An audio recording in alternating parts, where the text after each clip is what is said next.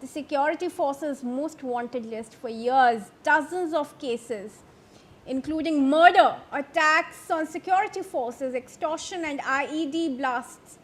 were registered against him. The central government and various state governments had collectively announced a reward of ₹1 crore for his capture. Manish Mehta is joining us. Manish, this Maoist finally has been arrested. This is a big success, of course, for all police forces and security agencies. Besra is now in police custody. Has he been questioned so far? उनके दो सहयोगी, जिसमें से एक का नाम मोचू और दूसरे का नाम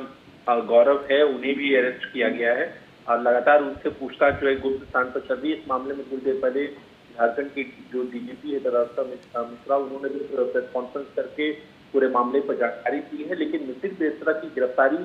क्यों अहम है, ये जानना बेहद जरूरी है, क्योंकि मिसिर बेसरा के ऊपर झारखंड में तकरीबन 1 करोड़ रुपए का इनाम झारखंड पुलिस की तरफ से जारी किया गया था और 2010 से अगर हम बात करें 2026 के बीच में, यानी अगर 16 सालों का अगर रिकॉर्ड देखें तो न सिर्फ झारखंड बल्कि आज उड़ीसा, बंगाल, छत्तीसगढ़, ये तमाम राज्यों में कई बड़े नक्सली वारदातों को उन्होंने अंजाम दिया है, जिसमें आईडी विस्फोट है, पुलिसकर्मियों की हत्या है, लेवी वसूली का भी आरोप है, सुरक्षा बलों पर हमले हैं और यूजे के धाराएं भी लगी है। तकरीबन 141 आपराधिक मामले जो है मिसिर बेसरा के ऊपर दर्ज है और यही वजह है कि लगातार से साल भर से मिसिर बेसरा को गिरफ्तार करने के लिए ऑपरेशन जो है चाईबासा में चलाए जा रहे थे और इसी दरमियान जो है कल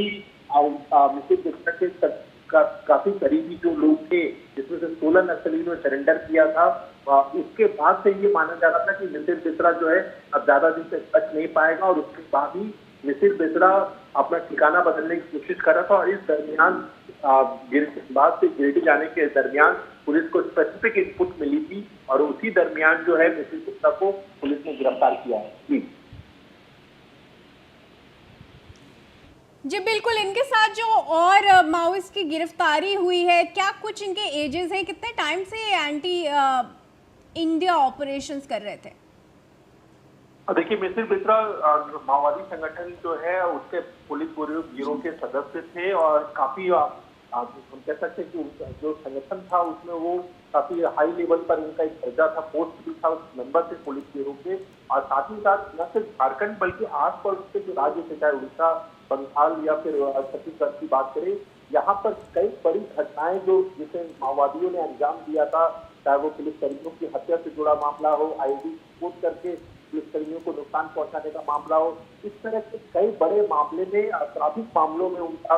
हाथ मारा जाता था और कई नक्सलियों के बीच में या पुलिसकर्मियों के बीच में ये माना जाता था कि इस तरह से मिसिर बेसरा मास्टरमाइंड है माओवादी संगठन का। यही वजह है कि आप देखिए, इसके बढ़ते दबाव के बावजूद, चाहे छत्तीसगढ़ में हमने देखा कि बड़े पैमाने पर